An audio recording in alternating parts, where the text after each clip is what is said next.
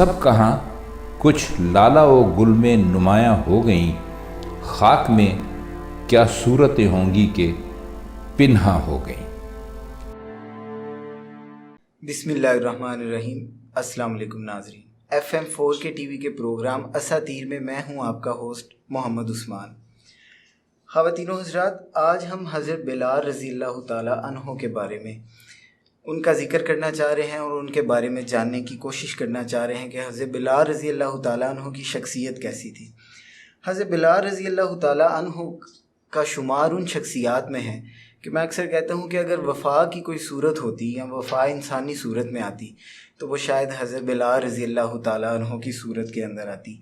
उनके इस्लाम कबूल करने पर कुफ़ार जितनी जफ़ाएँ उनसे कर सकते थे उन्होंने की, और हज़रत बिलाल रज़ी अल्लाह ताला अन्हो को मेरा सलाम है कि वफ़ाएँ जितनी वो कर सकते थे उन्होंने वफ़ाएँ निभाने का हक़ अदा कर दिया। हज़रत बिलाल रज़ी अल्लाह ताला अन्हो को सैयदना अबू बकर सिद्दीक़ रज़ी अल्लाह ताला अन्हो ने आज़ाद करवाया। जब हज़रत अबू बकर सिद्दीक़ ने आज़ाद करवाया तो बिलाल की शान ये है कि हज़रत बिलाल रज़ी अल्लाह ताला अन्हो और हज़रत अबू बकर सिद्दीक़ बैठे थे, तो थोड़ी थोड़ी देर के बाद, थोड़े लम्हात बाद हज़रत बिलाल बार बार उनको कह रहे थे, ए मेरे आका, ए मेरे आका। तो हज़रत अबू बकर सिद्दीक़ रज़ी अल्लाह ताला अन्हो ने मोहब्बत में उनके कानों को पकड़ा और अपना सर उनके सर से मार के कहा कि बिलाल आप आज़ाद हैं, आप मुझे आका ना कहा करें। हज़रत बिलाल की शान ये भी है कि हज़रत सैयदना उमर फ़ारूक रज़ी अल्लाह ताला अन्हो जैसा मर्द और खलीफा मुस्लिमीन वो हज़रत बिलाल रज़ी अल्लाह ताला अन्हो को या सैयदी कह कर पुकारा करते थे और उन्हें सरदार कहा करते थे। हज़रत बिलाल रज़ी अल्लाह ताला अन्हो इस्लाम के पहले मुअज़्ज़िन हैं और उन्हें मुअज़्ज़िन रसूल होने का भी एज़ाज़ हासिल है। हज़रत बिलाल रज़ी अल्लाह ताला अन्हो इस्लाम कबूल करने के बाद सफ़र व हज़र में हर लम्हा सरकार की रफ़ाकत के अंदर रहे और सरकार के साथ रहे। हज़रत इकबाल भी हज़रत बिलाल रज़ी अल्लाह ताला अन्हो को नज़राना अक़ीदत कुछ इन अल्फाज में पेश करते हैं। चमक उठा जो सितारा तेरे मुक़द्दर का, चमक उठा जो सितारा तेरे मुक़द्दर का, हबश से तुझको उठाकर हिजाज में लाया, हुई इसी से तेरे गम कदे की आबादी, तेरी ग़ुलामी के सदके हज़ार आज़ादी। वो आस्ता न छुटा तुझसे एक दम के लिए, किसी के शौक़ में तूने मज़े सितम के लिए, जफ़ा जो इश्क में होती है वो जफ़ा ही नहीं, सितम न हो तो मोहब्बत में कुछ मज़ा ही नहीं। नज़र थी सूरत सलमा अदा शनास तेरी, शराबे दीद से बढ़ती थी और प्यास तेरी, मदीना तेरी निगाहों का नूर था गोया, तेरे लिए तो ये सहरा ही धूर था गोया, अदाए दीद सरापा नियाज थी तेरी, किसी को देखते रहना नमाज थी तेरी, अज़ां अज़ल से तेरे इश्क का तराना बनी, नमाज उसके नज़ारे का एक बहाना बनी। खुशा वो वक्त के यसरब मकाम था उसका, खुशा वो वक्त के यसरब मकाम था उसका, खुशा वो दौर के दीदार आम था उसका। ख़वातीन व हज़रात, हज़रत बिलाल रज़ी अल्लाह ताला अन्हो के मुतालिक जितनी भी गुफ्तगू हम करते जाएँ वो वक़्त के किल्लत के पेश नज़र मुकम्मल नहीं हो सकती। तो आज हज़रत बिलाल रज़ी अल्लाह ताला अन्हो के बारे में गुफ्तगू करने में हमारे साथ हमेशा की तरह मौजूद हैं जनाब हाफ़िज़ मोहम्मद उस्मान साहब। सर अस्सलाम वालेकुम। वालेकुम अस्सलाम। क्या हाल चाल है जी अल्लाह का शुक्र, आप खैरियत से हैं, सेहत मिजाज ठीक है? जी अल्हम्दुलिल्लाह। मौजू का आपको पता चल गया जी कि आज हम हज़रत बिलाल रज़ी अल्लाह ताला अन्हो के बारे में आपसे कुछ सीखने की कोशिश करेंगे। तो आप सबसे पहले बताएं कि हज़रत बिलाल रज़ी अल्लाह ताला अन्हो की पैदाइश कहाँ हुई और इनका जो फैमिली बैकग्राउंड था वो क्या था? बिस्मिल्लाहिर्रहमानिर्रहीम। हज़रत बिलाल रज़ी अल्लाह ताला अन्हो हिजरत मदीना से तकरीबन 43 साल कबल पैदा हुए। दो रिवायात हैं, एक रिवायत के मुताबिक कि मक्का मुकरमा में ही इनकी पैदाइश हुई और एक रिवायत के मुताबिक सरात मकाम है जो हबशा और यमन के करीब है, वहाँ पे इनकी पैदाइश हुई। तो मशहूर और मारूफ कौल यही है कि सिरात में इनकी पैदाइश हुई। और उसकी एक वजह ये भी उलमा ने लिखी है कि जब इन्होंने इस्लाम कबूल करने के बाद शादी करने का इरादा किया तो सबसे पहले इन्होंने सिरात का रुख किया था। तो इस वजह से भी एक मशहूर रिवायत यही है कि इनकी पैदाइश सिरात में हुई थी।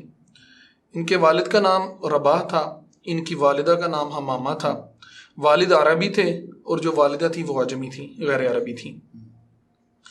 حضرت بلال رضی اللہ تعالیٰ عنہ ان کا رنگ جو تھا وہ سیاہ تھا، قد و قامت کے لحاظ سے ماشاءاللہ بلند تھے، جسم پہ ان کے کثیر بال تھے، لیکن ان کی جو داڑھی مبارک تھی وہ ذرا ہلکی تھی، گھنی نہیں تھی۔ صحیح ہے۔ اچھا آپ مجھے یہ بتائیں، قبول اسلام پہ حضرت بلال رضی اللہ تعالیٰ انہوں نے بڑی مشکلات اور مظالم کا سامنا کیا ہے، یہاں تک بھی ہم علماء کرام سے سنتے ہیں کہ جب سرکار نے ان کو پہلی دفعہ دیکھا قبول اسلام کے بعد، جب وہ سرکار کی بارگاہ میں تشریف لائے تو سرکار آپ دیدہ ہو گئے ان کی حالت دیکھ کر کہ وہ اتنے، اس کے متعلق کچھ بتائیں۔ اسلام کی پہلی شخصیات جنہوں نے اسلام قبول کیا ان میں شمار ہوتا ہے حضرت بلال رضی اللہ تعالیٰ عنہ کا۔ اسلام کی پہلی 8 شخصیات میں سب سے پہلے حضرت خدیجہ رضی اللہ تعالیٰ عنہ، اس کے بعد حضرت ابو بکر صدیق رضی اللہ تعالیٰ عنہ، حضرت عمار بن یاسر، حضرت سمیہ، 7ویں نمبر پہ ان کا نام آتا ہے حضرت بلال رضی اللہ تعالیٰ عنہ کا۔ تو جو حضرت ابو بکر صدیق رضی اللہ تعالیٰ عنہ یا ان جیسے لوگ تھے دیگر جو اپنے قبائل کے سردار تھے یا مطلب آزاد تھے، ایک اثر و رسوخ رکھتے تھے اپنے قبائل کے اندر، ان کی طرف تو کسی کی جرت بھی نہیں تھی کہ کوئی ان کی طرف آنکھ اٹھا کے دیکھتا، بڑی حد تک تو وہ دل کے اندر تو ان کو برا بلا کہتے یا، لیکن کوئی زبان کے ساتھ یا ہاتھوں کے ساتھ کوئی اتنی جرت نہ کرتا کہ ان پہ کوئی ظلم و ستم کیا جاتا۔ لیکن جو حضرت بلال رضی اللہ تعالیٰ عنہ یا ان جیسے لوگ تھے، جیسے حضرت عمار بن یاسر تھے یا حضرت سمیہ تھی، ان پہ تو ظلم کیے گئے اور بے پناہ ظلم کیے گئے، لیکن حضرت بلال رضی اللہ تعالیٰ عنہ کا معاملہ جو تھا وہ بالکل ہی مختلف تھا۔ یہ حضرت بلال رضی اللہ تعالیٰ عنہ امیہ بن خلف اور اس کے بیٹوں کے غلام تھے۔ ایک روایت یہ بھی آتی ہے کہ ابو جہل اور اس کے بیٹوں کے غلام تھے، لیکن وہ روایت مستند نہیں ہے۔ مستند روایت کے مطابق یہ امیہ بن خلف اور جو اس کے بیٹے تھے ان کے یہ غلام تھے۔ تو جب انہوں نے اسلام قبول کیا تو جو امیہ تھا وہ ان کو جو مکہ کے اوباش لڑکے تھے ان کے حوالے کر دیتا، تو وہ الیاذ باللہ بلال رضی اللہ عنہ گلے میں ایک رسی ڈالتے اور وہ رسی ڈال کے ان کو گھسیٹتے ہوئے مکہ کی گھاٹیوں پہ لے جاتے۔ تو وہ انتظار کرتے کہ سورج نکلے اور سورج بالکل سر پہ آئے، دھوپ سخت ہو۔ جب دھوپ سخت ہو جاتی، سورج بالکل سوا نیزے پہ ہوتا، تو وہ حضرت بلال رضی اللہ تعالیٰ کو زمین پہ لٹاتے، تپتی ریت کے اوپر گرم پتھر رکھ دیے جاتے، اور پھر اوپر جو چمڑا تھا، جو دباغت دیا ہوا چمڑا ہوتا تھا، مزید یعنی ان کو گرمی پہنچانے کے لیے ان کے اوپر وہ چمڑا ڈال دیا جاتا تاکہ اندر سے ہوا کی بالکل بھی وہ کراسنگ نہ، اور وہ جو تپش ہے، جو اس کا جو وہ ہے ہیٹ ہے، وہ زیادہ سے زیادہ بڑھتی جائے۔ تو پھر اوپر سے ان کو زد و کوب بھی کرتے، تشدد بھی کرتے، جس کے مطلب جو وہ ہر ایرا غیرہ جو وہ گزرتے ہوئے ان پہ ظلم کرتا۔ تو بے شمار مظالم کا انہوں نے سامنا کیا، لیکن اس کے باوجود بھی یہ جس طرح امیہ کا ظلم بڑھتا جاتا نا، وہ جتنا زیادہ ظلم کرتا یہ اتنی زیادہ زور سے احد احد پکارتے تھے۔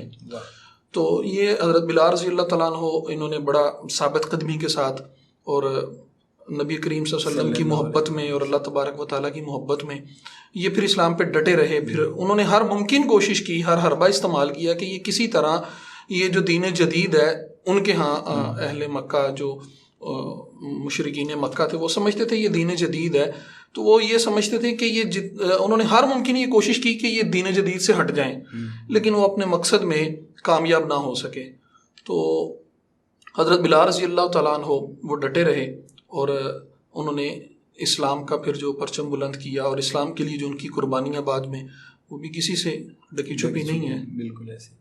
اچھا، حضرت بلال رضی اللہ تعالیٰ عنہ کی جو شان میں سب سے نمایاں پہلو ہے، یا جو ان کا وجہ تعارف بھی ہے، جو ان کا موزن رسول ہونا، اس کے متعلق کچھ بتائیں ہمیں۔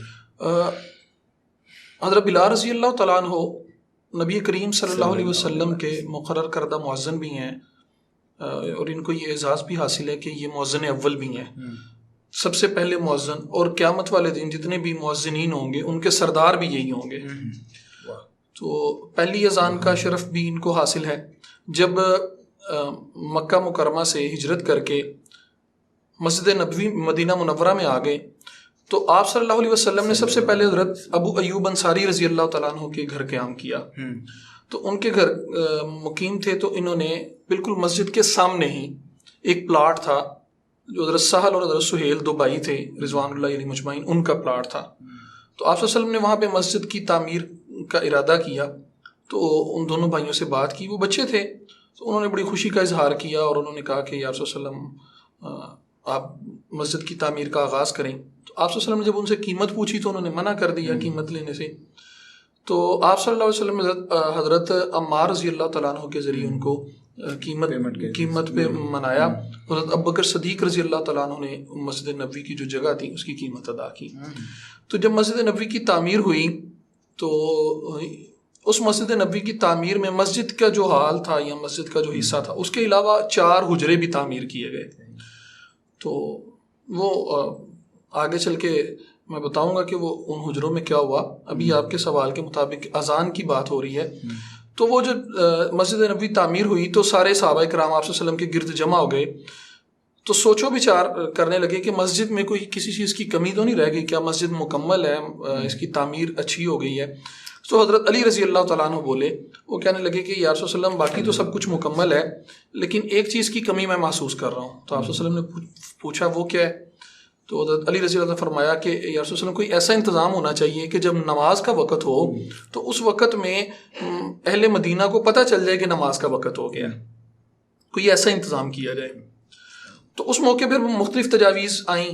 بعض صحابہ کرام نے کہا کہ یا رسول اللہ صلی اللہ علیہ وسلم مسجد کے دروازے کے اوپر ایک جھنڈا لگا دیا جائے، جب اذان کا وقت ہو تو جھنڈا لگا دیا جائے، نماز کا وقت ہو تو جیسے ہی نماز کا وقت ختم ہو تو وہ جھنڈا اتار دیا جائے. بعض صحابہ نے کہا کہ یا رسول اللہ جس طرح وہ مجوسی آگ جلاتے ہیں اس طرح آگ جلائی جائے. بعض صحابہ نے کہا کہ یا رسول اللہ جس طرح عیسائی جو ہیں وہ گھنٹی بجاتے ہیں اس طرح گھنٹی بجائی جائے. تو حضرت عمر رضی اللہ تعالیٰ بیٹھے ہوئے تھے تو وہ فرمانے لگے کہ یا رسول اللہ جب نماز کا وقت ہو جائے تو نماز کا اعلان کیا جائے. تو آپ صلی اللہ علیہ وسلم کو ان کی یہ تجویز بڑی پسند آئی. تو آپ صلی اللہ علیہ وسلم نے فرمایا کہ جو عمر نے کہا ہے کوئی ایسا انتظام کیا جائے کہ جب نماز کا وقت ہو تو اعلان کیا جائے. تو اس وقت وہاں پہ ایک صحابی رسول بیٹھے تھے عبداللہ بن زید انصاری رضی اللہ تعالیٰ عنہ. فرمانے لگے کہ یا رسول اللہ میں نے خواب دیکھا، میں نے خواب میں دیکھا کہ ایک سبز رنگ میں ایک ملبوس شخص میرے پاس آتا ہے، وہ اس کے ہاتھ میں ناقوس ہے اور وہ ناقوس بیچ رہا ہے. تو میں نے اس سے ناقوس خریدنے کا ارادہ کیا. تو اس نے کہا کہ تم نے یہ ناقوس کیوں خریدنا چاہ رہے ہو؟ تو میں نے اسے کہا کہ اس لیے کہ جب نماز کا وقت ہوگا تو ہم ناقوس بجائیں گے تاکہ اہل مدینہ کو پتہ چل جائے کہ نماز کا وقت ہو گیا. تو اس نے کہا کہ میں تمہیں اس سے بھی بہتر الفاظ وہ سناتا ہوں، تم وہ الفاظ دہرانا تو لوگوں کو پتہ چل جائے گا. تو یا رسول اللہ انہوں نے وہ یہ الفاظ دہرائے، پھر انہوں نے ساری اذان دہرائی. تو آپ صلی اللہ علیہ وسلم نے جب یہ سنا تو آپ صلی اللہ علیہ وسلم کو یہ بڑے پسند آئے اور آپ نے عبداللہ بن زید سے فرمایا کہ یہ الفاظ جو ہیں یہ حضرت بلال کو سکھا دو. تو جب حضرت بلال رضی اللہ تعالیٰ کو سکھائے گئے تو آپ صلی اللہ علیہ وسلم نے پھر حضرت بلال کو حکم دیا کہ آپ یہ کلمات دہرائیں، اذان دیں. تو مسجد نبوی کے قریب ہی ایک صحابی خاتون تھی، ان کے گھر کی چھت پہ چڑھے آپ بلال، تو وہاں پہ جا کے انہوں نے پہلی اذان دی اور مؤذن رسول اور مؤذن اول ہونے کا اعزاز پایا. اچھا، آپ جو فتح مکہ پہ جو ایک اذان ہوئی تھی، جی اس کے اذان کے تو ان کے 2-3 اعزاز اور بھی ہیں. ایک تو یہ بھی ہے کہ جب مدینہ منورہ کے بعد جب اسلام پھیلا تو مسلمان ایک منظم حکومت آپ صلی اللہ علیہ وسلم کی سربراہی میں ایک منظم حکومت قائم ہوئی. تو پھر آپ صلی اللہ علیہ وسلم نے صحابہ کرام کے ساتھ مل کے مکہ فتح کرنے کا فیصلہ کیا. تو جب مکہ فتح کرنے کا فیصلہ کیا تو اس وقت مکہ فتح ہونے کے بعد بلال رضی اللہ عنہ بھی ساتھ تھے. تو جب مکہ فتح ہوا تو آپ صلی اللہ علیہ وسلم نے بلال رضی اللہ عنہ کو فرمایا کہ بلال کعبے کی چھت پہ چڑھو اور اذان دو. تو بلال رضی اللہ عنہ کعبے کی چھت پہ چڑھے اور انہوں نے جب اذان دینا شروع کی تو بلکہ پہلے ہی سوال کیا کہ یا رسول اللہ میں کس طرف منہ کس طرف کروں، چہرہ کس طرف کروں. تو کیونکہ فرش پہ تو چہرہ کعبے کی طرف ہے. تو خود ہی فرمانے لگے کہ یا رسول اللہ میری خواہش یہ ہے کہ میں آپ کی طرف چہرہ کروں. تو پھر جہاں جہاں آپ صلی اللہ علیہ وسلم گھومتے تو یہ اسی طرح گھومتے رہتے. تو مکہ مکرمہ کے اندر پہلی اذان بھی انہوں نے دی. اس کے بعد ایک اعزاز ان کا یہ بھی ہے کہ جب بیت المقدس فتح ہوا حضرت عمر رضی اللہ تعالیٰ عنہ کے دور میں وہ خلیفہ تھے, تو جب بیت المقدس فتح ہوا تو اس وقت چونکہ حضرت بلال جو تھے وہ شام کے اندر ہی مقیم تھے, تو حضرت امیر المؤمنین حضرت عمر فاروق رضی اللہ تعالیٰ عنہ کو بلایا گیا اور ان کو دکھانے کے لیے کہ ہم نے یہ علاقہ فتح کیا اور یہ, تو وہاں پہ ہزاروں کی تعداد میں صحابہ کرام بھی موجود تھے. تو حضرت عمر رضی اللہ تعالیٰ عنہ جب آئے, یہ اس وقت حضرت بلال رضی اللہ تعالیٰ عنہ آپ صلی اللہ علیہ وسلم کے وصال کے بعد انہوں نے یہ ارادہ کر لیا تھا کہ میں آج کے بعد اذان نہیں دوں گا. تو اس وقت جب وہ آئے تو حضرت عمر رضی اللہ تعالیٰ عنہ نے خواہش کا اظہار کیا کہ بلال تم اذان دو. تو حضرت بلال رضی اللہ فرمایا کہ میں تو آپ صلی اللہ علیہ وسلم کے وصال کے بعد اذان نہ دینے کا ارادہ کر چکا تھا, لیکن چونکہ آپ امیر المؤمنین ہیں تو امیر المؤمنین ہونے کی وجہ سے آپ نے جو حکم دیا ہے میں انشاءاللہ اس حکم کو بجا لاتے ہوئے میں اذان دوں گا. تو پھر یہ بیت المقدس کی چھت پہ چڑھے اور انہوں نے بیت المقدس کی چھت پہ جا کے اذان دی. اور جب یہ اشہد ان محمد الرسول اللہ پہ آئے تو اس وقت یہ اس قدر زارو کتار روئے, اس قدر زارو کتار, یہ باقی جو ہزاروں صحابہ کرام تھے وہ بھی روایات میں آتا ہے کہ حضرت عمر رضی اللہ تعالیٰ عنہ اتنا روئے کہ ان کی جو داڑھی مبارک تھی وہ ساری ان کے آنسوں سے تر ہو گئی. تو یہ بھی ان کا ایک اعزاز ہے کہ بیت المقدس کی چھت پہ بھی پہلی اذان انہوں نے ہی دی. اور وہ جو آپ بتا رہے تھے نا کہ کعبے کی چھت پہ جب یہ سرکار کو دیکھتے رہے, تو جو میں سٹارٹ میں اشعار پڑھے تھے اقبال کے, ادائے دید سراپا نیاز تھی تیری, کسی کو دیکھتے رہنا نماز تھی تیری. اور اگر اس کو کسی ایک اور انداز ہے, لیکن وہ مولانا احمد رضا خان فاضل بریلوی رحمۃ اللہ علیہ, تو وہ جب حاجیوں سے مخاطب ہوتے ہیں تو اس میں وہ کہتے ہیں کہ حاجیوں آؤ شہنشاہ کا روزہ دیکھو, کعبہ تم دیکھ چکے اب کعبے کا کعبہ دیکھو. تو یہ جو عشق و محبت ہے یہ بھی حضرت بلال رضی اللہ تعالیٰ عنہ کے عمل سے وہ چھلکتی ہے. اچھا آپ مجھے بتائیں, حضرت بلال رضی اللہ تعالیٰ عنہ کی اور بھی شانیں ہیں اس کے حضرت بلال رضی اللہ تعالیٰ عنہ یہ صحابہ صفہ میں سے, جیسے صحابہ صفہ میں تھے, خزانچی ہونا, اس کے متعلق بھی ہماری آڈینس کو بتائیں کچھ. جی حضرت بلال رضی اللہ تعالیٰ عنہ صحابہ صفہ میں سے بھی تھے جو مسجد نبوی بننے کے بعد ایک چبوترا قائم ہوا جہاں پہ آپ صلی اللہ علیہ وسلم تعلیم و تعلم کا کام کیا کرتے تھے. تو حضرت بلال رضی اللہ تعالیٰ عنہ وہیں پہ رہتے, وہیں پہ قیام کرتے, آپ صلی اللہ علیہ وسلم کی چوکٹ پہ بیٹھے رہتے. تو تعلیم و تعلم کا کام بھی کیا. ابوبکر صدیق رضی اللہ تعالیٰ عنہ نے کتابت سکھائی تھی. تو اور اس کے علاوہ حضرت ابوبکر صدیق رضی اللہ تعالیٰ عنہ انہیں ہر روز ایک قلم بنا کے دیتے تھے. جب لکھنا وہ سکھایا وہ میں کہ وہ خود قلم بنا کے دیتے تھے اور ساتھ ساتھ بتاتے تھے کہ بلال اس طرح. یہ بلال کی شان ہے کہ بلال کو قلم ابوبکر بنا کے دیتے ہیں اور بلال کو سردار عمر فاروق کہتے ہیں, اور بلال کے لیے سرکار روتے ہیں. بالکل ایسے آپ بات جاری رکھیں. تو یہ بھی ان کا اعزاز ہے کہ جب بنی ابو بکر کے لوگ نا ایک دفعہ آپ صلی اللہ علیہ وسلم کے پاس آئے تو آپ صلی اللہ علیہ وسلم سے درخواست کی کہ یا رسول اللہ علیہ وسلم ہماری خواہش ہے کہ آپ ہماری بہن سے نکاح کر لیں. تو آپ صلی اللہ علیہ وسلم نے فرمایا کہ بلال کے بارے میں تمہارا کیا خیال ہے. تو انہوں نے ناپسندیدگی کا اظہار کیا اور خاموشی سے اٹھ کے چلے گئے. پھر کچھ عرصے کے بعد پھر دوبارہ آئے اور پھر آ کے کہا یا رسول اللہ علیہ وسلم آپ ہماری بہن سے نکاح کر لیں. تو آپ صلی اللہ علیہ وسلم نے پھر وہی جواب دیا کہ بلال کے بارے میں تمہارا کیا خیال ہے. انہوں نے پھر وہ ناپسندیدگی کا اظہار کیا اور پھر چلے گئے. تو تیسری دفعہ کچھ عرصے کے بعد پھر آئے تو پھر انہوں نے اظہار کیا کہ یا رسول اللہ وسلم آپ ہماری بہن سے نکاح کر لیں. تو آپ صلی اللہ علیہ وسلم نے فرمایا تم بلال کے بارے میں کیوں نہیں سوچتے جو اہل جنت میں سے ہے, اور قیامت والے دن جب میں جنت میں داخل ہوں گا تو میرے جس اونٹنی پہ میں سوار ہوں گا اس اونٹنی کی مہار بلال کے ہاتھ میں ہوگی. یعنی در حقیقت حضرت بلال رضی اللہ تعالیٰ عنہ یہ ان کی شان ہے کہ وہ آپ صلی اللہ علیہ وسلم سے بھی پہلے, کیونکہ جو جس نے مہار پکڑی ہوتی ہے وہ اونٹنی کے آگے آگے چلتا ہے نا, تو جس اونٹنی پہ آپ سوار ہوں گے اس اونٹنی کی مہار چونکہ بلال کے ہاتھ میں ہوگی تو آپ صلی اللہ علیہ وسلم سے بھی پہلے حضرت بلال رضی اللہ تعالیٰ عنہ وہ جنت میں داخل ہوں گے. تو یہ حضرت بلال رضی اللہ عنہ کی شان ہے جو انہوں نے مظالم سہے یا انہوں نے جو قربانیاں دیں, یا آپ صلی اللہ علیہ وسلم کے جو 22 سال چوکٹ پہ انہوں نے ایک آپ صلی اللہ علیہ وسلم کا غلام بن کے گزارے ہیں. حقیقی معنوں میں آپ صلی اللہ علیہ وسلم کی اور ان کی محبت میں اور ان کی غلامی میں جو انہوں نے وقت گزارا ہے, تو یہ اسی کا صلہ ہے کہ قیامت والے دن وہ آپ صلی اللہ علیہ وسلم سے بھی پہلے جنت میں داخل ہوں گے. یہ بھی ان کا ایک اعزاز ہے کہ اعزاز میں, جی غلامی کے اعزاز میں. تو یہ اس کے علاوہ حضرت ابوبکر جب مسجد نبوی میں نا 4 چبوترے، میں نے وہ جب آپ نے اذان کا سوال کیا تھا تو میں نے کہا تھا میں آگے چل کے بتاؤں گا، اور جب 4 چبوترے قائم ہوئے نا تو ان میں سے ایک چبوترا حضرت عائشہ رضی اللہ تعالیٰ عنہ کا تھا، ایک حضرت سودا رضی اللہ تعالیٰ عنہ کا ام المؤمنین جو تھیں، اور ایک جو تھا وہ خزانچی کے طور پہ ایک چبوترا مقرر کر دیا گیا، جو ایک حجرہ تھا وہ اس لیے مقرر کر دیا گیا کہ وہاں پہ بیٹھ کے، چونکہ جب مدینہ منورہ میں آ کے مسلمان آباد ہوئے آپ صلی اللہ علیہ وسلم نے، تو وہاں پہ جو سردار تھے وہ آپس میں بہت زیادہ لڑتے جھگڑتے تھے، تو آپ صلی اللہ علیہ وسلم نے سب کو بلایا بٹھایا اور ان میں بھائی چارہ قائم کیا کہ سب سے پہلے تو آپ آپس میں لڑنا جھگڑنا ختم کریں. تو انہوں نے آپ صلی اللہ علیہ وسلم کی اس بات پہ اتفاق کیا اور آپ صلی اللہ علیہ وسلم کو اپنا سربراہ مقرر کر دیا، اور ان کو مستقل، یعنی ان کو ایک منظم نظام قائم کر کے اور اس نظام کا سربراہ حضرت آپ صلی اللہ علیہ وسلم کو بنا دیا. تو جب آپ صلی اللہ علیہ وسلم کو اس کا بنایا گیا سربراہ، تو اس کے بعد یقیناً پھر آگے دیگر امور جو انتظامات تھے ان کو بھی دیکھنے کی ذمہ داریاں تھیں، مالی جو معاملات ہیں ان کو بھی دیکھنے کی ذمہ داریاں تھیں. تو جو مالی معاملات تھے وہ حضرت ابوبکر حضرت بلال رضی اللہ عنہ کے ذمہ میں آئے. وہ جو ایک حجرہ قائم کیا گیا اس میں بیٹھے رہتے اور وہاں پہ بیٹھ کے یہ سارے معاملات کرتے کہ ذرائع آمدن ہمارے کیا ہیں اور اخراجات کیا ہیں، کہاں کہاں کس کس کی مدد کے لیے کتنی ضرورت ہے.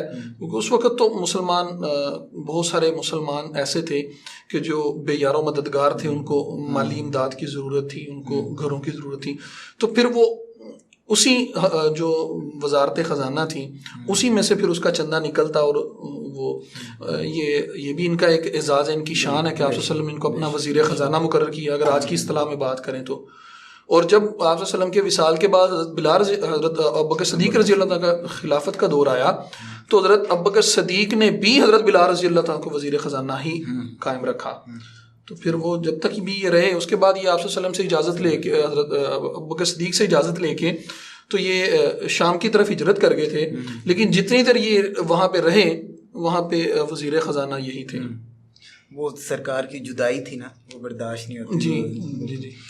اچھا، اس پہ تو ہم کئی پروگرام کر سکتے ہیں ان کی سیرت پہ، ان کی شان پہ، وقت مختصر ہے. تو آپ ہمیں حضرت بلال رضی اللہ تعالیٰ عنہ کے وصال کے متعلق، ان کی وفات کہاں پہ ہوئی، اس کے متعلق کچھ بتائیں. حضرت بلال رضی اللہ تعالیٰ عنہ جب شام کے اندر چلے گئے تو شام کے اندر جانے کے بعد وہاں پہ تو پہلے انہوں نے کافی کچھ 4 سال کے قریب مختلف جنگوں میں، مختلف معرکوں میں انہوں نے شرکت کی. اور جب انہوں نے محسوس کیا تو امیر المؤمنین حضرت عمر فاروق رضی اللہ تعالیٰ عنہ سے اجازت طلب کی. تو ان سے کہا کہ اے امیر المؤمنین، میں اب اپنی زندگی الگ تھلگ گزارنا چاہتا ہوں. تو ان سے اجازت لے کے حضرت جو امیر المؤمنین تھے انہوں نے ان کو کچھ رقبہ عطا کیا، زرعی رقبہ جس پہ یہ کاشت کرتے دمشق کے قریب. تو یہ وہاں پہ مقیم ہو گئے اور وہ جب رقبہ کاشت کرتے رہتے تو وہ اسی کے اوپر یہ گزر بسر کرتے تھے. بلکہ وہاں پہ ایک بڑا مشہور واقعہ مجھے یاد آ گیا. جب دمشق میں قیام کیا تو ابھی نا ان کو کچھ عرصہ ہی گزرا تھا، تقریباً کچھ 6 ماہ کے قریب گزرا. تو حضرت بلال رضی اللہ تعالیٰ عنہ نے خواب دیکھا کہ خواب میں ان کو آپ صلی اللہ علیہ وسلم کی زیارت ہوئی اور آپ صلی اللہ علیہ وسلم نے فرمایا کہ بلال، مفہوم یہ ہے اس کا روایت کا کہ بلال کیا معاملہ ہے کہ اتنا لمبا عرصہ گزر گیا ہے اور ملنے کے لیے بھی نہیں آئے. تو جب صبح یہ بیدار ہوئے جلدی سے اور انہوں نے فوراً مدینہ کے سفر کا ارادہ کیا، وہاں سے نکلے، مدینہ منورہ پہنچے. تو جب روضہ رسول پہ حاضر ہوئے تو روضہ رسول کے ساتھ لگ کے بیٹھ گئے اور زاروں کی تار رو رہے تھے.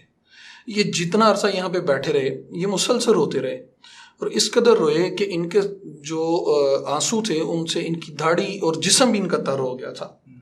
تو اس وقت حضرت امام حسن اور امام حسین رضوان اللہ علیہ مجمعین ان کو پتہ چلا کہ بلال آئے ہوئے ہیں اور وہ روضہ رسول پہ ہیں. تو وہ دوڑے آئے اور حضرت بلال رضی اللہ کے پاس آئے. تو آ کے حضرت بلال سے ملے. حضرت بلال نے بڑی محبت کی، انہیں پتہ تھا کہ یہ نواسہ رسول ہیں اور ان کی آپ صلی اللہ علیہ وسلم نے ان کے ساتھ کس قدر محبت کا اظہار فرمایا ہے. آپ صلی اللہ علیہ وسلم بلال کے سامنے تھی ساری زندگی، ان کا بچپن، امام حسن اور امام حسین رضوان علیہ مجمعین کا بچپن بھی ان کے سامنے تھا. تو بڑی محبت کا اظہار فرمایا، اور اس کے بعد کہنے لگے کہ امام حسین اور امام حسن رضی اللہ تعالیٰ عنہ نے درخواست کی کہ بلال آپ اذان دیں. تو ان کی آنکھوں سے آنسو آ گئے اور کہنے لگے کہ میں تو آپ صلی اللہ علیہ وسلم کے وصال کے بعد اذان نہ دینے کا ارادہ کر چکا ہوں، لیکن اب آپ تو آپ کو انکار، محبت اہل بیت کا بھی درس ہے، محبت اہل بیت کا بھی درس ہے، آپ کو انکار، یہ میری زبان مجھے اجازت نہیں دیتی کہ میں آپ کو انکار کروں. تو انہوں نے درخواست کی کہ آپ صبح فجر کی اذان دیں. تو جب فجر کا وقت ہوا تو بلال رضی اللہ تعالیٰ عنہ نے اذان دینی شروع کی. تو اہل مدینہ ان کے فوراً کان کھڑے ہو گئے، پتہ چل گیا کہ بلال واپس آ گئے ہیں. تو بلال کی اذان ہے، اور جب یہ اشہد ان محمد رسول اللہ پہ پہنچے تو اس وقت یہ جس طرح دھاڑے مار مار کے روئے، روایات میں آتا ہے کہ پورا مدینہ امڑ آیا. جو مدینہ کے لوگ تھے، بچے، بوڑھے، خواتین، مرد، عورتیں، سارے مسجد نبوی کی طرف لپکے اور سب زاروں کی طرح رو رہے تھے. بعض روایات میں تو یہ بھی آتا ہے کہ وہ اتنا ایک دردناک منظر تھا کہ حضرت بلال رضی اللہ تعالیٰ عنہ اپنی اذان بھی مکمل نہ کر سکے. وہ جدائی جو آپ صلی اللہ علیہ وسلم کی جو جدائی تھی، یا وہ جو ان کی آنکھوں میں اس وقت جو منظر آ رہا تھا، وہ اس کو مد نظر رکھتے ہوئے بعض روایات میں یہ بھی آتا ہے کہ انہوں نے اذان مکمل کی. بہرکیف وہ حضرت بلال رضی اللہ تعالیٰ کی زندگی کی آخری اذان تھی. اس کے بعد پھر یہ دمشق آ گئے اور انہوں نے اپنا جو آخری وقت تھا وہ دمشق کے اندر ہی گزارا. ایک جلیل القدر صحابی ہیں، بہت سے کبار صحابہ کرام نے ان سے روایات نقل کی ہیں. حضرت ابوبکر صدیق، حضرت عمر فاروق، حضرت علی رضوان اللہ علیہ مجمعین جیسے صحابہ، عبداللہ بن عمر اور حضرت جابر جیسے صحابہ کرام، انہوں نے حضرت بلال سے روایات نقل کی ہیں. چونکہ ان کی ساری زندگی آپ صلی اللہ علیہ وسلم کے اس پہ گزری تھی، چوکٹ پہ گزری تھی. ہر وقت سفر میں، حضر میں، جنگوں میں، امن میں، ہر وقت آپ صلی اللہ علیہ وسلم کے ساتھ ہوتے تھے. تو ہر وقت آپ صلی اللہ علیہ وسلم کی چوکٹ پہ بیٹھے رہتے کہ بس کوئی حکم ہو اور میں اس حکم کو بجا لاؤں. آپ صلی اللہ علیہ وسلم کوئی بات ارشاد فرمائے اور وہ بات میرے کانوں میں پڑ جائے اور میں اس کو محفوظ کر لوں. لیکن اس کے باوجود بھی روایات محدثین نے لکھا ہے کہ حضرت بلال رضی اللہ تعالیٰ عنہ روایت نقل کرنے کے معاملے میں بہت زیادہ حساس تھے. آپ صلی اللہ علیہ وسلم کی کوئی بھی بات نقل کرنے کے معاملے میں بہت زیادہ حساس تھے. تو بس پھر انہوں نے اپنے آخری ایام ادھر ہی گزارے ہیں، دمشق کے اندر ہی. تو 20 ہجری اور ایک روایت کے مطابق 18 ہجری. تو لیکن مشہور روایت یہی ہے کہ 20 ہجری، کیونکہ آپ صلی اللہ علیہ وسلم انہوں نے 63 سال کی عمر پائی ہے. ویسے ایک روایت میں 70 سال کی عمر بھی ذکر ہے، لیکن جو سند کے ساتھ روایت ثابت ہے، ان کو طبقات ابن سعد میں سند کے ساتھ مذکور ہے، وہ یہ ہے کہ حضرت بلال رضی اللہ تعالیٰ عنہ جو تھے وہ انہوں نے تقریباً 43 سال قبل، ہجرت سے 43 سال قبل پیدا ہوئے اور 20 ہجری میں وفات پائی. تو 63 سال ان کی عمر بنتی ہے. دمشق کے اندر ہی بابو صغیر کے قریب ان کا مدفن ہے، بابو صغیر قبرستان، بابو صغیر قبرستان کے ادھر ہی ان کا مدفن ہے. 20 محرم الحرام ان کی 20 سفر نہیں 20 محرم الحرام 20 محرم الحرام اور 20 ہجری، بالکل 20 ہجری. یہ جو محرم میں یا سفر میں یہ بھی اختلاف ہے، اس وجہ سے میں نے اس کا ذکر نہیں کیا کہ اس میں شدت سے اختلاف ہے. بالکل ایسے ہی ان کا ذکر جس تاریخ کو بھی ہو، وہ یوم پیدائش ہو یا نہ ہو، جس لمحے میں بھی ہو، وہ لمحہ ببرکت بن جاتا ہے. بالکل جی. ان کی جو قربانی ہے وہ اتنی بے مثال ہیں، یا اسلام کے لیے جو ان کی جدوجہد ہے، جو اسلام کے لیے ان کی قربانی ہے، ان کے آگے بہت ساری چیزیں جو ہیں وہ ماند پڑ جاتی ہیں. ان کے ایک ایک پہلو پہ، ان کی ایک ایک شان پہ بات کرنا، وہ تو ہم تو اس قابل نہیں ہیں. ہم تو ان کے غلاموں کے غلام، اگر ہمیں ان کی غلاموں کی غلامی بھی نصیب ہو جائے تو یہ ہمارے لیے اعزاز کی بات ہوگی. ہمیں اگر ان کے قدموں میں قیامت والے دن جنت میں ان کے قدموں میں جگہ مل جائے تو یہ بھی ہمارے لیے ایک بہت بڑا اعزاز ہوگا. یہ تو ہم جو ان کا ذکر کر رہے ہیں صحابہ کرام کا، دیگر صحابہ کرام کا، بلال رضی اللہ تعالیٰ کا، آپ صلی اللہ علیہ وسلم کا، یہ تو ہم اس وجہ سے کرتے ہیں کہ شاید ان کا ذکر، ان کے ذکر کی برکت سے اللہ تعالیٰ ہماری بخشش فرمائے. تو یہ تو ان کی ذکر کی برکت حاصل کرنے کے لیے اور اپنی بخشش کا سما کرنے کے لیے ہم یہ کرتے ہیں، ورنہ تو ہم اس قابل کہاں پہ ہیں کہ ہم ان کا ذکر کریں، ان کا نام بھی لے سکیں، ان کا نام بھی لے سکیں. اس قابل کہاں ہیں. جی بالکل ایسے ہی. آپ سب بہت شکریہ آپ کا. آج آپ نے ہمیں بہت اچھا گائیڈ کیا حضرت بلال رضی اللہ تعالیٰ عنہ کے متعلق. مختصر وقت میں جامع اور مدلل گفتگو کی، اس کے لیے ہم آپ کے شکر گزار ہیں۔ خواتین و حضرات، حضرت بلال رضی اللہ تعالیٰ عنہ کی زندگی کا ایک ایک لمحہ جو ہے وہ قابل تقلید ہے۔ اللہ تعالیٰ ہمیں حضرت بلال رضی اللہ تعالیٰ عنہ کے نقش قدم پر چلنے کی توفیق عطا فرمائے۔ آمین۔ آج میں پروگرام کے آخر میں آپ لوگوں سے ایک ریکویسٹ بھی کرنی چاہتا ہوں اور ایک میسیج آپ لوگوں کو دینا چاہتا ہوں کہ آپ کو پتہ ہے کہ ہمارے ملک پاکستان کا اکثر حصہ جو ہے وہ اس وقت سیلاب کی زد میں ہے، تو کوشش کیجئے جتنا جانی مالی تعاون آپ کر سکتے ہیں ان لوگوں کے لیے کیجئے۔ اگر آپ نہیں کر سکتے تو کم از کم انہیں دعاؤں میں یاد رکھیے۔ جو تنظیمات ان کی صبح و شام تعاون کر رہی ہیں، ان کی خدمت کر رہی ہیں، ان کے لیے بھی دعا کریں کہ اللہ تعالیٰ ان کو استقامت عطا کرے اور اللہ تعالیٰ ہمارے ملک کی خیر کرے، اس کو آفات و بلیات سے محفوظ رکھے۔ اور خواتین و حضرات، آپ اگر چاہتے ہیں کہ کسی شخصیت کے متعلق ہم پروگرام کریں تو آپ کمنٹ میں اپنی رائے کا اظہار ضرور کیا کریں۔ سب سے پہلے تو آپ سب لوگوں کا شکریہ کہ آپ لوگ اتنی محبت سے نوازتے ہیں، کالز کر کے آراء سے تجاویز عنایت کرتے ہیں۔ کمنٹ سیکشن میں ہمیں ضرور بتایا کریں کہ آپ کی شخصیت کے متعلق ہم آئندہ پروگرام میں گفتگو کریں جن کو آپ سننا چاہتے ہیں، جن کے متعلق آپ جاننا چاہتے ہیں، اور اپنی آراء سے ہمیں ضرور مستفید فرمایا کریں۔ خواتین و حضرات، آج کے ہمارے پروگرام کا وقت ختم ہوا۔ اگلے پروگرام تک کے لیے ہمیں اجازت دیجیے۔ اللہ تعالیٰ کی بارگاہ میں گو ہوں کہ اگر آج کا پروگرام پیش کرتے ہوئے کہیں بے ادبی، غلطی، کوتاہی، سہون، سستی ہوئی تو اللہ تعالیٰ ہمیں معاف فرمائے۔ والسلام علیکم ورحمۃ اللہ وبرکاتہ۔